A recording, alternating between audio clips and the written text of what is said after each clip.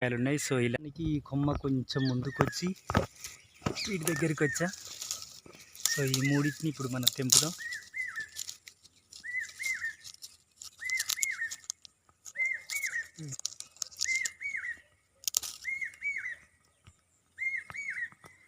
ఇలా ఉంటాయి.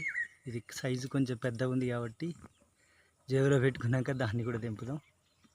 సో నా చిన్నప్పుడు ఇక్కడ ఇంకోటి కూడా ఉంది. సో నా చిన్నప్పుడు నేను బాల్యం నుండి 10వ తరగతి వరకు మా గ్రామంలోనే ఉన్నా. సో ఏప్రిల్, మే నెల, ఈ జూన్ నెలలో గైకెట్ట తీసుకుని డొనకలెమ్మటి ఎక్కడెక్కడ ఆదొండకాయ చెట్లు ఉన్నాయో చూసి గైకెట్టతో తెంపేవాడిని. జనరల్గా అయితే వీటిని ఒక పొడవాటి వెదురు కర్రతో తెంపుకోవడం సులభం, కింద పడ్డా ఏం కాదు. సో ఫ్రెండ్స్, ఇలా ఈ ఆదొండకాయ చెట్టు, ఈ నర్రెంగ చెట్టు మొత్తం అంతటా ఉంది. సో ఈ ఆదొండకాయలని ఈ తెలంగాణ ప్రాంతాల్లో వీటిని ఆదొండకాయలు అంటారు.